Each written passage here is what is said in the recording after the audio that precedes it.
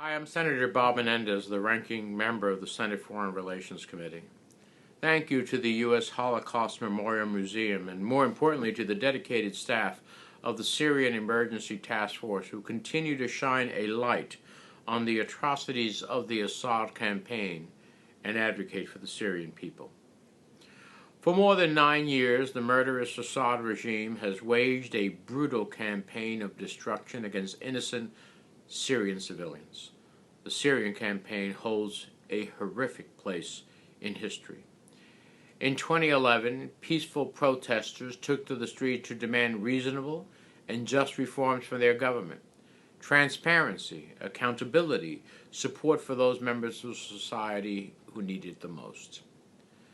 As history has tragically taught us, dictators frequently invoke cries of terrorism for justifying attacks against innocent people who threaten their power. And while the Assad regime was neither the first nor the last to respond to peaceful protesters with violence, the ensuing and ongoing brutal campaign against civilians, against doctors, hospitals, and individuals who continue to try to save their compatriots' lives, its actions to prevent humanitarian organizations and the United Nations from providing basic humanitarian relief and food supplies to certain people, those actions have reserved a dark and ignominious place in history for Assad, as well for his backers.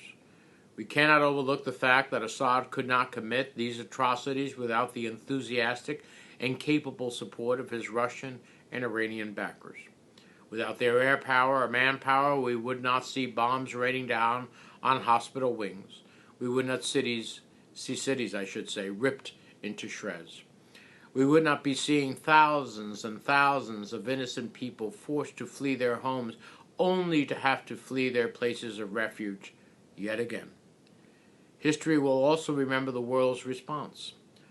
Whenever we confront violence and injustice, we are reminded over and over again that responsibility lies not just with the perpetrators themselves, but with those who have borne witness to these atrocities.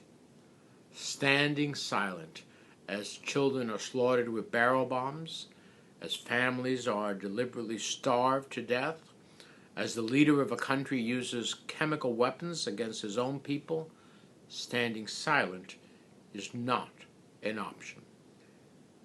We have not done enough. No, there is nothing we could or can do that could ever be enough. But we have taken action. And we have a responsibility to those who have given their lives and those who continue day after day to continue to risk their lives not to stay silent. Congressman Engel nobly led the charge with the introduction of the Caesar Civilian Protection Act 4 years ago, and last year, with bipartisan and bicameral support, the President signed the core of its components into law.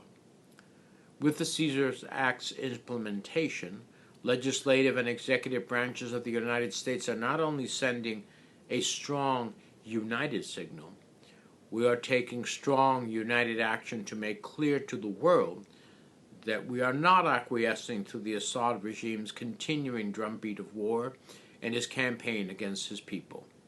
We are sending a clear warning to those who would seek to bolster the Assad regime and its supporters. While this legislation will not end the immediate suffering of the people in Syria, it is one tool we have to continue to fight these atrocities and to show the people of Syria and to the world that the United States is watching, that we have not forgotten their suffering, that we are pushing for a better future in which the people of Syria are free. Thank you again for the work that you continue to do.